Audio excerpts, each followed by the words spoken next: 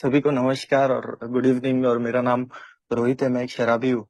और ईश्वर का मैं बड़ा आभारी हूँ कि मैं आज शराब नहीं पिया हूँ। और थैंक यू सभी को।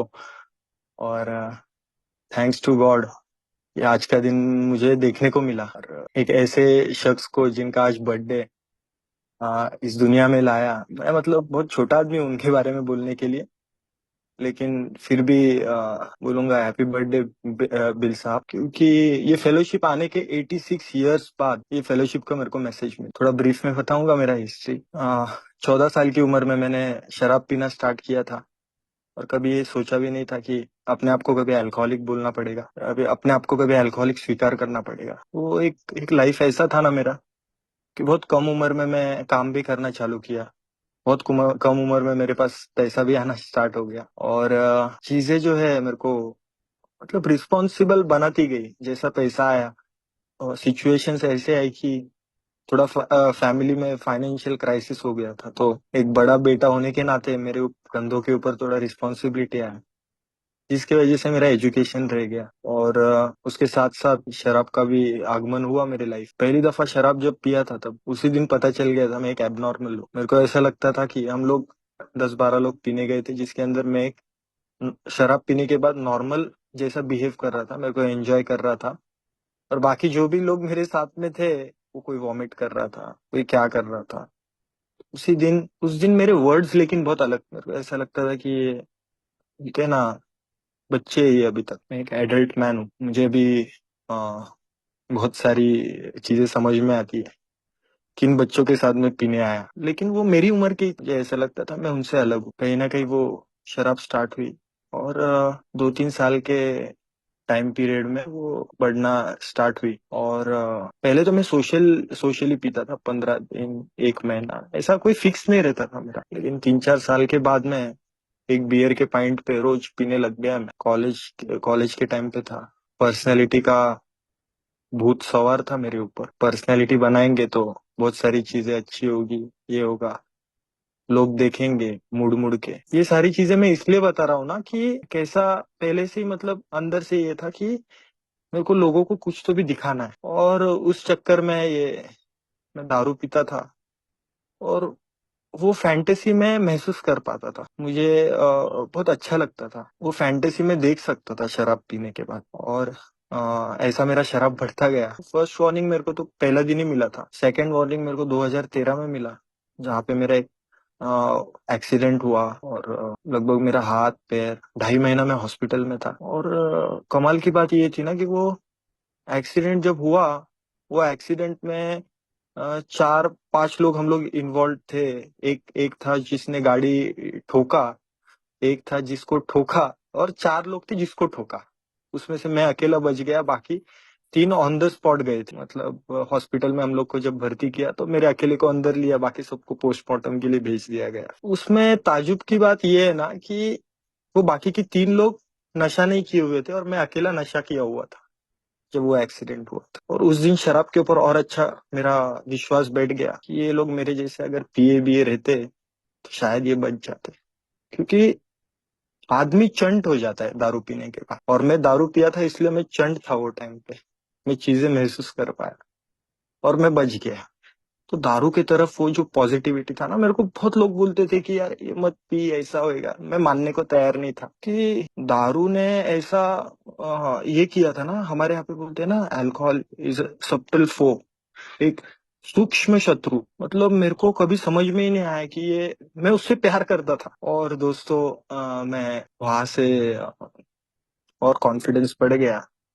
पूरी दुनिया को लगता था मैं बेवड़ा हूँ, मेरे अकेले को नहीं लगता था। मुझे उल्टा ऐसा लगता था कि लोगों को पीनी नहीं आती है और मुझे पीनी आती। लोग रास्ते पे गिरते, मैं थोड़ी गिरता हूँ। और ऐसा सिलसिला चलते रहा। और वही है यार, वो डाउनफॉल होता होता रहा। एक टाइम था जब 2012-13 में बड़े बड़े लाउंजेस पे जाके दारू पीता। 2015-16 में ऐसा कंडीशन हो गया कि मेरा शादी करवा दिया गया। और चीजों को मैं, एक डुअल पर्सनैलिटी कैसा होता है ना, तब से मेरा वो डुअल पर्सनैलिटी चालू है। बीवी के सामने कुछ अलग दिखाना चाहता था और मैं अंदर से कुछ अलग था। बीवी के सामने दिखाता था मैं बहुत लविंग हूँ, केयरिंग हूँ, और अंदर से मेरे को ऐसा लगता था कब यार ये किधर जाएगी, उसके घर पे जाएगी और कब मैं यहाँ पे एंजॉय करूंगा, क्योंकि मैंने उसको बोला था कि मैं सुपारी भी नहीं खाता और मेरे को ऐसा नहीं लगता था कि मेरा झूठ पकड़ा जाए, तो इसलिए मैं अलग अलग तरीके आजमाता था। लेकिन 6 महीने के बाद में मैंने वो सिचुएशंस वैसे बना दिया था, उतना स्मार्ट था मैं कि यार मैं कैसे तो भी मेरी वाइफ को कन्विंस कर लूंगा और उसके सामने बैठ के शराब पीऊंगा। और कन्विंस किया मैं। मेरे वाइफ के घर पे कोई ऐसा था नहीं जिसको आ, शराब पीने का ये था, तो वहां पे भी मैंने बहुत स्मार्ट गेम खेला। और 2018 वो साल था जो जो साल में फर्स्ट टाइम मेरी वाइफ दारू के कारण के वजह से उसके माँ बाप के यहाँ चली गई और मैं गया, फिर उसको वही है मैनिपुलेट करके लेके आया। तो मेरे को ऐसा लगने लगा ना कि यार इतना सिंपल है यार, कितना सिंपल है ये लोग को उल्लू बनाना। या ये मेरी बातों में फंस जाते और 5-6 दिन वही नाटक करता था, फिर मेरा वही चालू। फिर 6 महीना 7 महीना वेट करके फिर मेरी वाइफ चली जाती थी, फिर मैं उसको लेके आता था। ऐसा कंटिन्यू चलता रहा जब तक मेरी लड़की 2018 में हुई नहीं, तब तक। अभी 2018 में मेरी लड़की हुई, बाद में उनको 6 महीना उसने फिर वेट किया कि अभी सुधरेगा, जिम्मेदारी आई है, सुधरे कुछ नहीं। फिर 1 साल की मेरी लड़की हो गई, पार्टीज करता था। मेरे को ऐसा लगता था मेरी लड़की जब जन्म हुई उसके 1 साल तक मैं इसको पार्टी दे उसको पार्टी दे, मतलब उसके फर्स्ट बर्थडे तक मैं पार्टी ही दे रहा था उसकी खुशी में। और दूसरा बर्थडे भी आया, 2 साल की हो गई। और 2 साल की मेरी मेरी बच्ची जो है ना, 2 साल में बात करना चालू कर दी थी। उसने ऐसा टूटा मोटा ऐसा बोला उसके माँ को, यार ये बाबा जो है ये गिरता क्यों है, ये घर पे आता है तो गिरता क्यों है। मैं रास्ते में मेरी लड़की के सामने गिरा हूँ, मैं रास्ते में मेरे गेट के सामने जो है मेरी लड़की के सामने गिरा हूँ। मेरी वाइफ मेरे को कंधे पे रिक्शा से निकाल निकाल के लेके आती थी। ऑटो वाले को मालूम था मेरा घर, वो ऑटो घर के सामने खड़ा करता था, हॉर्न मारता था, मेरी वाइफ आती थी, कंधा देती थी और अंदर लेके जाती थी। इतना ह्यूमिलिएशन उसको फील होता रहेगा ना, आज मेरे को महसूस होता है। ये सारी चीजें मैं इसलिए बता रहा हूँ ना कि क्या ये सोब्राइटी में डिजर्व करता हूँ क्या। इतना मैंने तकलीफ दिया है मेरी फैमिली वालों को ही नहीं, मैंने समाज को भी बहुत तकलीफ दी है। मैं बाहर रास्ते पे जब घूमता था, हर आए 2 दिन 3 दिन 4 दिन में पब्लिक की मार खा के आता था। मुझे ऐसा लगता था कि रास्ते पर लोग आते जाते हैं ना, तो उनका फ्रस्ट्रेशन निकालने के लिए मेरे को मार। एक टाइम पे 50-50 60-60 लोग, एक ने हाथ साफ कर लिया तो मेरे को ऐसा लगता था साले सुबह सुबह फ्रस्ट्रेशन में रहेंगे, घर पे झगड़ा करके आए रहेंगे, साला मेरे ऊपर हाथ साफ कर रहे हैं लोग। और मैं भी बेशर्मों की तरह मैं खा लेता था, मेरे को कुछ फर्क नहीं पड़ता था, क्योंकि कभी कभी तो मैं नशे में भी रहता था, कभी कभी तो मैंने बगैर नशे में भी मार खाया। घर पे आता था तो घर वाले पूछते थे, अरे ये कपड़ा कैसे फट गया, मुंह कैसे सूजा है। मैं बोलता था गिर गया, मैं ट्रेन से उतरते उतरते गिर गया। गिर गया तो कपड़ा कैसे फट गया, ये तुमको मालूम नहीं वो फटता है। किसी ने एक दिन मुंह पे ऐसा मार दिया, पूरा मुंह पूरा स्वेलिंग हो गया, बोला वो मधुमक्खी ने काटा। कितना दिन झूठ बोलता। ये इसलिए बता रहा हूँ ना कि क्या मैं डिजर्व करता हूँ मैं भगवान को। मैं 4 साल का था दोस्तों, मेरी मॉम एक्सपायर हुई और मेरा छोटा भाई जो था वो जस्ट 3 मंथ्स का था। तब से लेके आज तक वो मेरे साथ रहता है। हम लोग जब बाहर जाते थे, स्कूल में जाते थे, गार्डियंस के पास रहते, मेरे गार्डियंस मेरे को बोलते थे झूठ नहीं बोलना, ये नहीं करना, वो नहीं करना, भगवान पनिश करता है, भगवान तेरे को सजा देगा। वही थॉट मेरे दिमाग में बैठा था कि भगवान ने मेरे को और मेरे भाई को बहुत बड़ी सजा दी। मैं हर एक जन को जाके सवाल पूछता था, 4 साल में मेरे से ऐसा क्या गलती हुआ।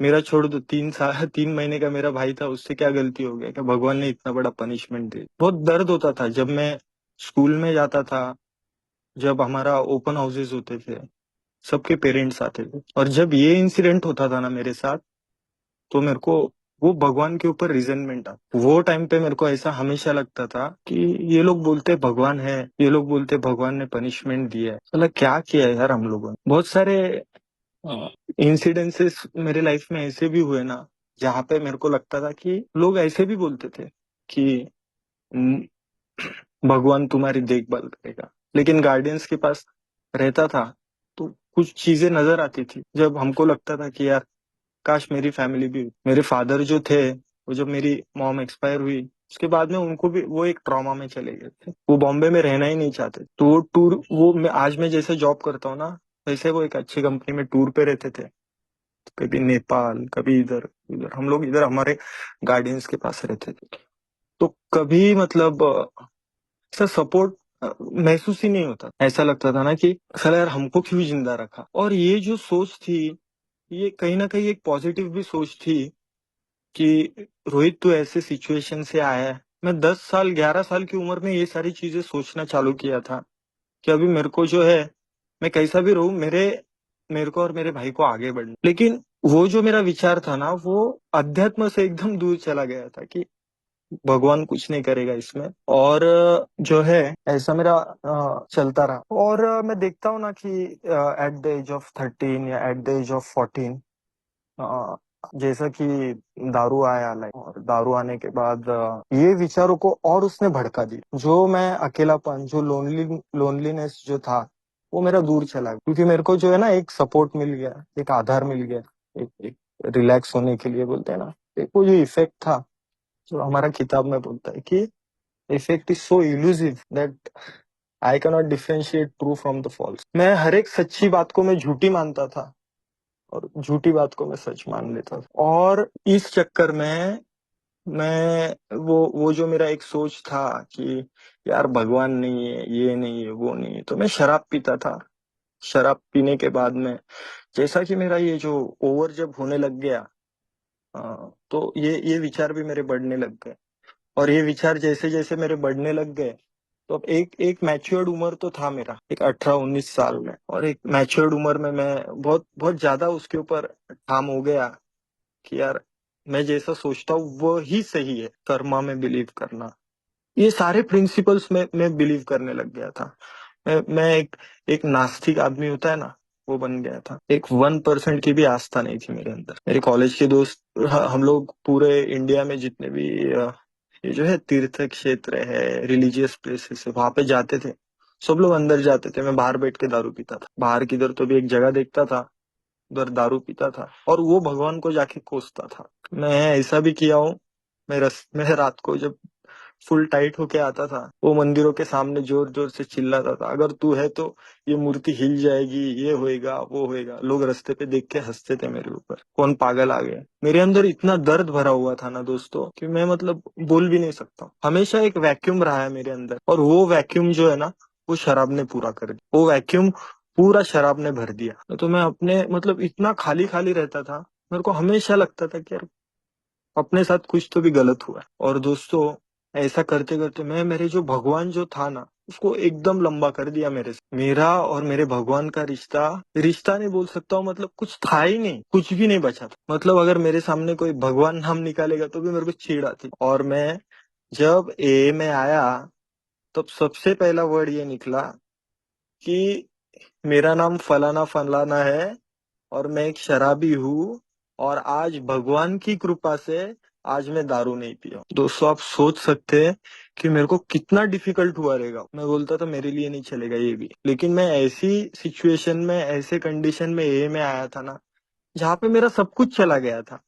मेरे पास जाने के लिए अभी कुछ बचा है ऐसा कुछ नहीं था। मेरे पास सिर्फ एक ही चीज था, वो था जान जाना, बस। एक मूवी है, मैं एंडोर्समेंट नहीं करना चाहता हूँ, लेकिन वो मूवी का एक बहुत फेमस गाना है। वो गाना मैं रोड से चिल्ला चिल्ला के शराब पी के आता था, और मेरी कॉलोनी में चिल्ला चिल्ला के आता था, नायक नहीं खलनायक हूँ मैं। और खिड़कियां बंद हो जाती, और मुझे ऐसा लगता था बहुत बड़ा हीरो हूं मैं। लोग मुझे डरते। क्या ये सारी चीजें जरूरी थी? मुझे नहीं लगता, लेकिन ये सब किया मैं, और इससे जो है ना मुझे एक किक मिलता था। मुझे ऐसा लगता था, मुझे हमेशा ऐसा लगता था कि वो जो दारू के बगैर जो है ना, मैं कुछ भी नहीं हूँ यार। दारू ने मुझे इतना सपोर्ट किया है मेरे कौन से टाइम पे, जहाँ पे मैं एकदम अकेला था। तो दारू मुझे प्रॉब्लम कभी लगा ही नहीं। शराब की जो समस्या है, ये मुझे कभी नहीं लगी। और ये सब चला जाने के बाद मेरी मेडिकल कंडीशन खराब, और सारे जितने बिग बुक में क्लासिफिकेशंस दिए है ना अल्कोहलिक्स लोगों के, वैसा ही था मैं ख्याली पुलाव वाला इंसान था।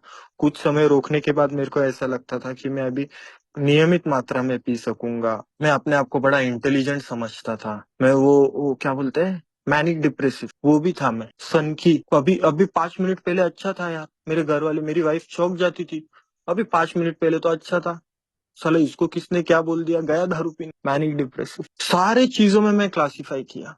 लेकिन वो टाइम पे मेरे को मालूम नहीं था। मुझे हमेशा से ऐसा लगता था कि आज जो है, आज अपन कंट्रोल में पी लेंगे भाई। ये ऑब्सेशन था हमेशा से। कल जैसा नहीं पियेंगे। कल हो सकता है वो बार वाले ने डुप्लीकेट दिया रहेगा, हो सकता है, ऐसा मेरा सोच था। ऐसा सोच लेके मैं ए में आया, एक घटिया और बोलते हैं ना थर्ड क्लास इंसान, वो हिसाब से मैं अल्कोहलिक्स एनोनिमस में आया। क्या मैं ये सारी चीजें आज का दिन में डिजर्व करता हूँ? क्या पता नहीं कितने लोगों का मैं हर्ट किया रहेगा, मालूम नहीं मेरे को। मैं ऐसा कभी भी नहीं बोलूंगा कि मैंने नशे में किसको हर्ट किया। मैंने जब नशे में नहीं था तभी भी बहुत लोगों को हर्ट किया हूं मैं। सबसे पहले तो मेरी फैमिली को ऐसा कुछ बोल देता था ना कि मतलब बोलते हैं ना कि एकदम मतलब बाहर वाला भी नहीं बोलेगा, क्या क्या वर्ड्स बोलता था मैं अभी बोल भी नहीं सकता हूँ ये मीटिंग में। मेरी वाइफ को ऐसे ऐसे वर्ड से मैं संबोधित करता था, उसको आवाज लगाता था, और वो बेचारी सुनती थी। क्यों? वो एक ही चीज सोचती थी हर बार कि यार बचपन से इसका जिंदगी ऐसा रहा है, और मैं उसके साथ बात भी किया था ये मैटर पे, तो क्यों इसको ये करने का। ठीक है यार, लेकिन मेरे को ऐसा लगता था कि यार ये लोग क्या है, ये मेरे ऊपर डिपेंडेंट है, किधर जाएगी, और उसका मैं फायदा उठा। मेरे पिताजी थे, एक बार मेरे पिताजी मेरे को कुछ बोलने आ गए और मैं पत्थर लेके उनके पीछे पड़ गया। क्या मैं डिजर्व करता हूँ आज का दिन? मेरे हाथ से ऐसे ऐसे कांड हो चुके हैं कि मतलब वो जो बोलते हैं ना कि वो बिल्कुल माफी लायक नहीं। ऐसी ऐसी चीजें मैं मेरे ससुराल में जाके बोला हूँ। मेरे को कुछ करने में हिम्मत नहीं था कभी, मैं एक डरपोक इंसान था। मेरे को ऐसा मारामारी करने में या ऐसा बोलता बहुत बड़ी बड़ी बातें था, लेकिन करता कुछ नहीं। ये कर दूंगा, रुक जा, तेरे को दिखाता हूँ, ऐसा बोलने के लिए मैं बहुत एक्सपर्ट था। लेकिन करने का टाइम आया तो पहले से मतलब इससे ये साबित होता है ना कि एक्शन में पहले से ही जीरो है। ए में आया 12 जून 2021, दो भाई आए, कुछ मेरे से बात किए। बात करने के बाद मेरे को ऐसा ऐसा महसूस हुआ कि यार ये लोग जो है फिक्स, मेरे घर वालों ने इनको मेरे बारे में सब कुछ बता दिया है, और ये लोग मेरी स्टोरी मेरे को बता रहे हैं। मेरे को झूठ इसके लिए लगता था क्योंकि इतने नीट एंड टाइडी आए थे वो, मेरे जैसे नहीं थे। मेरे घर में इतना बास आ रहा था, कोई रहता ही नहीं था। वो बोलते थे, मेरे को आके उठाया, मेरे को बोलते कैसे क्या रहता है रे तू इधर इतने दिनों के बाद। 2 महीना 3 महीने के बाद मेरे को सबसे पहला उन्होंने एक सवाल पूछा, भाई खाना खाया क्या? 3 महीने में मेरे को किसने तो भी ये सवाल पूछा था कि तूने खाना खाया क्या? और मैं उधर एकदम बोलते ना मेरा इमोशनल ब्लास्ट हो गया उधर। मैं इतना रोने लग गया, मैं इतना गंदा था ना वो टाइम पे। लेकिन वो भाई ने मेरे को हक किया। मेरे बॉडी से इतना बास आता था कि मेरे मेरे घर के बाजू में जो मेरे गार्डियंस रहते थे वो मेरे पास नहीं आते थे। क्यों? क्योंकि यार इसके बदन का बहुत बास आता है। क्योंकि मैं वो वैसा हो गया था ना, जहाँ पे सोता था भाई, वहां पे मेरे को मालूम नहीं होता था कि कब मेरे से पेशाब हो गया, ये हो गया। वो मेरी बॉडी पूरा एकदम स्टिंक करती थी, दारू का बास आता था पूरा। लेकिन वो मेंबर आए और उन्होंने मेरे को हक कर दिया है। हम लोग यहाँ पे बोलते हैं ना कि एक्सपीरियंस स्ट्रेंथ एंड होप। उस दिन मेरे को बोलता हूँ ना कि ये होप मिला कि यार कोई तो है जो मेरा साथ दे रहा है, यहाँ कोई तो है जो मेरे को सपोर्ट कर रहा है। साला पूरी दुनिया ने कोसा है यार, पूरी दुनिया ने। मेरा मेरे अपने मतलब मेरे जो साथ में रहते हैं, मेरे अपने जो थे, जब मैं उनके साथ चलता था तो बोलते थे तू थोड़ा आगे चल, हम लोग पीछे चलते, या हम लोग थोड़ा आगे चलेंगे, तू थोड़ा पीछे चल। मेरे को पता ही नहीं चलता था ये लोग ऐसा क्यों बोलते। जब मैं उनके साथ साथ चलता था ना तो मेरे को पता चलता था क्यों क्यों ऐसा बोलते थे। वो बोलते थे यार तेरे को समझता नहीं क्या, तू पीछे चलना, साला लोग तेरे साथ देखेंगे तो हमको क्या बोले, तू हमारे साथ चलेगा तो लोगों को पता चलेगा कि तू हमारा भाई है। इतना मेरे को तकलीफ होता था ना दोस्तों, लेकिन फिर भी वो ऑब्सेशन आता था। वो ऑब्सेशन ये आता था कि यार आज मैं ढंग से पी लूंगा, मैं कल जैसा नहीं पीऊंगा। इतनी बेइज्जती होने के बावजूद भी, इतना वो बोलता है ना कि इतना ह्यूमिलिएशन होता है मेरा, इतनी मेरी सफरिंग होती है, फिर भी मैं मानने को तैयार ही नहीं। मेरे घर वालों का जो है विश्वास टूट गया था जब मैं ए में आने के बाद भी दारू पी रहा। क्यों पी रहा था मैं? क्योंकि मैं सोल्यूशन से ना कोसों दूर था। मैं ए मीटिंग्स में आता था, वहां पे मैं सुनता था कि हाउ इट वर्क्स पढ़ते थे, ये हे कसे घडते मराठी में। मैं कभी पूछा नहीं कि यार तुम लोग ये क्या पढ़ते रहे, मेरे को बताओ जरा। कभी नहीं पूछा मैं। मेरे को ऐसा लगता था साले ये अभी 10-15 मिनट इनका नाटक चलेगा, ये पढ़ना लिखना कुछ बोलेंगे और फिर बाद में बहुत मजा आएगा। मजा क्यों आएगा? क्योंकि सब उनकी अच्छी अच्छी स्टोरी बोलेंगे और फिर मैं हंसूंगा, और फिर मैं बोलूंगा अरे मैं तो इनके जैसा हूं ही नहीं, ये तो बहुत बहुत नीचे गिरे हुए लोग हैं। लोग एक्सपीरियंस शेयर करते थे कि मैं नाली में गिर गया, मैं इसमें मैं तालियां बजा बजा के हंसता था और मैं भी पीता था। मेरे को ऐसा लगता था कि किसी को मालूम नहीं है। एक सॉल्यूशन मेरे को पता चल गया था ए में। मेरा ये 1.5 घंटे का मीटिंग डिसाइड करेगा कि मेरा 22.5 घंटा कैसा रहने वाला। ये 1.5 घंटे का मीटिंग जो है ये डिसाइड करने वाला है कि मेरा पूरा आगे का 24 घंटा कैसे रहने वाला है। ये मेरे को लगता था, इसको मैं सोल्यूशन समझ बैठा था, क्योंकि वहां पे शेयरिंग्स भी होते थे। 1.5 घंटा मीटिंग आना, तुम्हारा 22.5 घंटा अच्छा जाएगा। मेरे को लगा यही सोल्यूशन है भाई। मैंने कभी किसी को पूछा नहीं तुम पढ़ते क्या हो, और फिर वही स्लिप। लेकिन दोस्तों लास्ट स्लिप जो है मेरा इतना भयानक था, जो हमारे यहाँ पे बोलते हैं ना, यहाँ पे एक्सपेरिमेंट नहीं करना चाहिए। ए में आने के बाद भी मैंने लोगों को गालियां दिया हूँ। ए में आने के बाद भी मैंने लोगों को हर्ट किया हूँ। ए में आने के बाद भी मैंने ए मेंबर्स को तकलीफ दिया हूं। बहुत सारे ए मेंबर्स है जो आज भी विश्वास नहीं करते। कैसे क्या हो गया बोलते यार, hopeless state of mind and body बोलते हैं ना, होपलेस होपलेस कंडीशन में था। लेकिन एक सज्जन आदमी मिल गया यार मेरे को। वो तारीख था 25/11/2021। मेरे लिए वो ऐतिहासिक दिन था, क्योंकि उस दिन जो है मैंने सुबह 7 बजे 2 नीब लगाए थे, और वो 2 नीब मैंने कभी सोचा नहीं था कि ये मेरी लास्ट नीब रहेंगी आज तक। उस दिन तो मैंने बिल्कुल नहीं सोचा। लेकिन वो सज्जन आदमी को मैं मिला ऐसे ही फोन पे, उसने बताया मेडिकल हेल्प लेना पड़ेगा, ये करना। दारू पिया है क्या? बोला हाँ यार। पहले लोग फोन काट काट देते थे दारू पिया है क्या बोले तो। अब ये बंदे ने ऐसा नहीं बोला बिल्कुल, उसने फोन नहीं काटा। बोलता है अभी तेरे को शाम को पीना है? तो यार पीना नहीं है यार, मेरे को बचाओ। तो मैं जो बोलेगा वो करेगा। हाँ भाई करूंगा। सबसे पहले मेडिकल हेल्प ले ले, अगर शाम को पीना नहीं रहेगा तो। मैं देखता था, मैं जिसको जिसको फोन लगाता था, जिसको डाउट भी आ गया मैं पिया है ना, फोन ही कट हो जाता। दूसरे दिन फोन लगाता था तो पता चलता था अरे नेटवर्क ही चला गया है यार। वो भाई ने मेरे को वैसा नहीं किया। लेकिन मेडिकल हेल्प लो, मेडिकल हेल्प लेना, और मेडिकल हेल्प लेगा तो मेरे को फिर से फोन करना, नहीं तो फोन भी मत करना बोल। उससे शाम को उसको फोन किया, शाम को बोलता है एक मीटिंग में जाएंगे अपन, और इस पायनियर ग्रुप की मीटिंग में मेरे को लेके आया। यहाँ पे सारे लोग थे, सुधीर भाई थे, विजय भाई थे, सब लोग बात कर रहे थे। वैसे ही वार्म वेलकम हुआ मेरा। मैं बहुत थैंकफुल हूँ सभी होस्ट को होस्ट, वो टाइम पे जितने भी मेंबर्स थे ना, सभी लोगों का मैं मतलब ग्रेटिट्यूड, ये जो है ना बहुत छोटा वर्ड हो जाएगा। मैं आज मानता हूँ ना कि उस दिन मेरा फिर से जन्म हुआ। मेरे को इतना अपनापन महसूस हुआ दोस्तों, आज तक मैं ये मीटिंग में आता हूँ। बहुत सारी मीटिंग्स होती है दिन में, कि यहाँ पे आने के बाद जो एक टेस्ट है ना वही अलग है यार। खैर यहाँ पे आया तो सही, दूसरे दिन फिर से वो भाई को कॉल किया, बोलता है बिग बुक निकालो, डॉक्टर्स ओपिनियन और ये सब। तो उसने बहुत सारा मेरे को दिया था, ये पढ़ो, नहीं समझ में आता है तो मेरे को पूछो। और एकदम बोलता हूँ ना मैं कि एक एक चीज जो है उसने ऐसा मेरे से बीमारी क्या है, उसके बाद में एलर्जी क्या होती है, छोटी से छोटी चीज उसने मेरे को समझाई। उसने मेरे को ये समझाया कि आपको सबसे पहला खुद कन्विंस होना पड़ेगा कि क्या आप शराबी हो। शुरुआत इधर से होता है। और उसने एक चीज बोला कि आप लास्ट में जो स्पिरिचुअल अपेंडिक्स है वो पढ़ो, उसमें लास्ट लास्ट में लिखा है कि honesty open mindedness and willingness are indispensable for recovery. मेरे को ऑनेस्टी, ओपन माइंडेडनेस और विलिंगनेस लाना पड़ेगा मेरी रिकवरी के लिए। मैं बोला यार मेरे को आता ही नहीं। सब लोग मेरे को वही बोलते थे खुद के साथ ईमानदार रहो। मेरे को मालूम ही नहीं कैसा ईमानदार रहना है खुद के साथ। यार सिंपल बताया यार, लोगों को झूठ बोलना बंद कर, किसी को टोपी पहनाना बंद कर।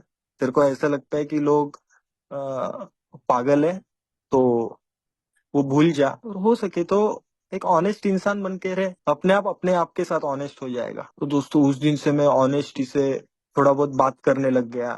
सही में मेरे साथ क्या हुआ है वो मैं शेयर करने लग गया, मीटिंग्स में आने लग गया। और साथ ही साथ साइड बाय साइड मैं ये 12 स्टेप्स का प्रोग्राम वही भाई के साथ मैं करना स्टार्ट कर दिया, समझना स्टार्ट कर दिया from the very second day. दोस्तों मेरे को ये कार्यक्रम क्या है, कैसा है, ये मेरे को एकदम ऐसा, मैं बोलता हूँ ना एकदम डीप रूटेड और ऐसा, उसने कुछ नहीं बताया।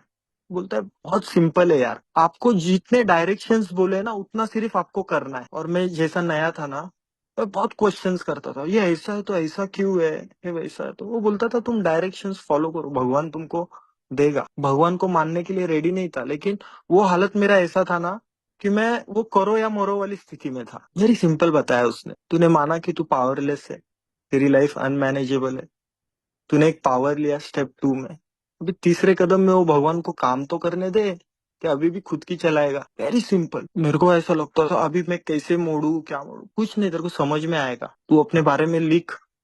मैं अपने बारे में लिखना स्टार्ट किया, मेरे को कुछ फॉर्मेट्स दिए गए थे, मैं लिखना स्टार्ट किया, मैं उसको सब बताया। तो कुछ ना कुछ मेरे अंदर जो प्रॉब्लम्स है वो एक पेज पे लिखा। मैं मेरे को बोला सिर्फ प्रार्थना करते रहो, मेरा अच्छा बुरा सब ले लो, तुम्हारे और मेरे बीच में कोई भी ये मेरा दोष बीच में ना आए, ऐसा ये करो। और मैं वो प्रार्थना करने लग गया, प्रार्थना करने लग गया, रोज प्रार्थना करता था। लेकिन हमारे यहाँ पे बोलते हैं ना कि ये एक ऐसा नहीं है कि सिर्फ भगवान पे ये करो, मेरे को उसके साथ एक्शन भी जोड़ना है। तो एक्शन क्या था कि यार मेरे अंदर डिसऑनेस्टी भी ले लो, मेरा ये भी ले लो, वो भी ले लो। मैं ऐसा प्रे करता हूँ और सुबह सबसे पहला किसी को तो भी झूठ चिपका देता हूँ। तो मेरे को उसने बोला एक एक दिन के हिसाब से जो है, जो भी आपके अंदर आपको लगता है थोड़ा करो। आज डिसऑनेस्ट मत रहना यार दिन भर, आज थोड़ा सेल्फ सेंटर्ड मत रहना। ये सारी चीजें मैं एक एक दिन के हिसाब से मैं प्रैक्टिस करना स्टार्ट किया। और देखने लगा ना कि वो बात करने में और वो बिहेवियर में धीरे धीरे, मतलब मैं महसूस कर पा रहा कि वो चेंज होने लग गया। और वही है यार, फिर बाकी जो पुराने रिस्टिट्यूशन जो बोलते हैं ना, पुरानी जो भी गलतियां थी उसको अभी सुधारने का समय आ गया भाई। और सारी लिस्ट और वो कितने नाम थे सब निकाले, अभी कौन सा करना है, बाद में कौन सा करना है। मैं कभी सोचा नहीं था कि मेरे ये कभी फाइनेंशियल, मैंने जिन लोगों से पैसा लिया था कभी कर पाऊंगा नहीं कर पाऊंगा। लेकिन वो भगवान ने मेरे को मौका दिया, मैं घाई नहीं किया। मैं किया था एक बार घाई, मैं मीटिंग में गया था, उधर बड़ा इमोशनल ड्रामा देखा मैंने। ग्रेटिट्यूड डे पे वो एक मेंबर ने उसकी वाइफ को उधर बोला था आई एम सॉरी, ऐसा वैसा, रोना भी ना लग गया। और मैंने वो देखा वो सब, और वो मेरे दिमाग में सेट हो गया। और मैं बोला अभी मैं भी घर पे जाके मेरी वाइफ की आज ही सॉरी बोल के खत्म करूंगा। मैं घर पे आया, कोई स्टेप्स वेप्स कुछ नहीं था मेरे पास। घर पे आया, वो बड़ा गुलाब का फूल वूल लेके आया था बाहर से। घर पे गया, वाइफ को बोला आई एम वेरी सॉरी, ऐसा वैसा। तो मेरी वाइफ ने एक ही वर्ड बोला, मेरी ऐसी सनक गई ना, बोलती है करने से पहले शर्म नहीं आई। सांस सनक गया था मेरा। मैं बोला साला इसलिए मैं इनको सॉरी नहीं बोलूंगा। और मैं सीधा ठेके पे दूसरे दिन मीटिंग में जाके बोला यार ऐसा ऐसा मेरे साथ हुआ। बोले तेरे को किसने बोला था? बोला यार मैंने देखा, मैं पिघल गया यार ये देख के। तो जब मैं कार्यक्रम में आया तो मेरे को बोला कि भगवान तुमको चांस देगा, तुम घाई मत करना, भगवान तुमको देगा चांस। और वो भगवान ने मेरे को हर एक बार चांस दिया। मेरी जो भी गलतियां है उसको मेरे को एक्सेप्ट करने के लिए लोगों के सामने जा जाके, कुछ लोग हैं ऐसे जिनको मैं अभी भी नहीं मिला हूं या मेरे को मालूम नहीं कभी मिलेंगे, लेकिन मैं मेरे साइड से जो है आज भी भगवान को प्रार्थना करता हूँ कभी मिला हो यार, कभी दो मौका, कि आज मेरे को पुराने जैसा नहीं रहना। फिर ये यही हम लोग को बोलते हैं ना, बार बार यही मेरे को प्रैक्टिस करते रहना। Spiritual life is not a theory, बोलता है we have to live it. ये जो प्रिंसिपल्स है, ये जो है, ये आके तो मैं मार्केटिंग का बंदा हूँ। मैं बहुत बहुत अच्छे तरीके से किसी भी प्रोडक्ट को बेच सकता हूँ। मैं बात करने में बहुत ये कर सकता हूँ क्या, लेकिन ये प्रोग्राम उस चीज का है, मैं अगर उसको आचरण में नहीं लाऊंगा ना तो एकदम वर्थलेस है। ये मेरे को आचरण में लाने के लिए मेरे को 10वां कदम बोलता है, को बोलता है पूरे दिन भर आपको आपके बारे में देखते रहना है कि आप किधर सेल्फिश रहे हो, आप किधर सेल्फ सेंटर्ड सेल्फ सीकिंग रहे हो, आपको किधर डर लगा है। ये आपको देखते रहना है कंटिन्यू, किधर आप गलती कर रहे हो तो प्रॉम्प्टली एडमिटेड इट, तुरंत। ऐसा नहीं मैं रात को जाऊंगा फिर पूरा किताब लिखते बैठूंगा, रात को पता चलेगा अरे आज दिन में इतना गलती किया मैंने, फलाना फलाना। अभी मैं कल जाके उसको सॉरी बोलूंगा। मेरे जैसे बेवड़े के लिए कल ये वर्ड है ही नहीं। क्योंकि मेरे को ये कार्यक्रम से एक चीज पता चला कि मेरे को सिर्फ एक दिन की मोहलत है, आज की। आज मैं गंदगी करूंगा तो आज ही मेरे को साफ करना है, तो मेरे लिए बहुत बड़ा डेंजर है। डेंजर ये नहीं है कि मैं तुरंत दारू पी लूंगा, डेंजर ये है कि वो भगवान के और मेरे रिलेशन में फिर कुछ ना कुछ आ जाए। वो मेरे को हेल्प करना चाहता है, मैं उसकी हेल्प लेना नहीं चाहता हूँ। मेरे को ऐसा लगता है मैं खुद काफी हूँ अपनी हेल्प करने में, मेरे को जरूरत नहीं है यार, मैं कर लूंगा, मैं मैनेज कर लूंगा, मेरे पास चॉइस है। क्या मेरे पास चॉइस है? और दोस्तों, मैं ये धीरे धीरे, मैं ऐसा नहीं बोलूंगा कि एकदम, लेकिन जैसा जैसा मैं प्रैक्टिस करने लग गया ना, तब मेरे को ये तीसरा कदम समझा कि मेरे को क्या टर्न करना है, मेरे को मेरे एक्शंस, मेरे को मेरी सोच ये टर्न करनी। तब तक मेरे को मालूम नहीं था, मैं सिर्फ प्रे करता था थर्ड स्टेप का। और मेरा जैसा बोलते हैं ना प्रेयर एंड मेडिटेशन, मेरे को इस चीजों में बहुत ज्यादा नॉलेज नहीं है दोस्तों, लेकिन एज पर द बुक जैसे मेरे को बोलते हैं सुबह प्रेयर करो, तो मैं दिन का पूरा दिनचर्या करता हूँ, आज भी करता हूँ। रात को मेडिटेशन करो तो मैं रिव्यू करता हूँ दिन में क्या क्या किया है यार आज, और मैं प्रार्थना करता हूँ कि यार कल उठेंगे अगर भगवान से, अगर कल देखने को मिलेगा तो पहले ये गलती जो है इसको सुधारेंगे। और 12वां कदम जो मेरे को बोलता है, having had a spiritual awakening as the result of this steps, हम लोग ये मैसेज कैरी करते हैं और ये जो प्रिंसिपल्स है ना, ये हमारे जीवन के हर एक पहलुओं में इसको यूज करते हैं। ये प्रिंसिपल्स जो है, प्रिंसिपल्स क्या है? स्वीकार का प्रिंसिपल है, फेथ का प्रिंसिपल, इंटीग्रिटी है, ऑनेस्टी है, ये सारे, पेशेंस है, टॉलरेंस है, लव है, इतने सारे प्रिंसिपल्स है इन्हें दिए यार मेरे को। ये मेरे को हर एक जगह पे प्रैक्टिस करना है, हर एक जगह पे मेरे को कुछ ना कुछ दिया है। क्या इस ये सारी चीजों को मैं डिजर्व करता हूँ? आज मेरी इतनी अच्छी लाइफ चल रही है जो मैंने सपने में भी नहीं सोचा था कि यार 2-3 साल में मेरा लाइफ ऐसा हो जाएगा। मैं सुनता था 15 साल का अल्कोहलिज्म है ना, कम से कम 15 साल तो जाएंगे भाई। आज मैं देखता हूँ ना मेरे रिलेशंस बहुत अच्छे हैं। क्या मैं इस चीज को डिजर्व करता हूँ? तो बिल्कुल नहीं करता हूँ दोस्तों। हमारे यहाँ पे बोलते हैं ना कि ये लिविंग एमेंड्स है। मैं आज भी जो है ना, आज भी मेरे एक्शन से चीजें सुधारने की बहुत कोशिश करता हूँ। आज भी मेरे को लगता है ना कि कभी ना कभी मैं मेरे घर वालों को, कभी ना कभी मैं मेरे डायरेक्टली इनडायरेक्टली कुछ भी बोल देता हूँ। मैं सोचता नहीं हूँ बोलने के पहले। आज भी कभी कभी ऐसा होता है ना कि कभी कभी बीच में ऐसा हो जाता है कि मैं अपने आप को कुछ तो भी और ही समझता हूँ।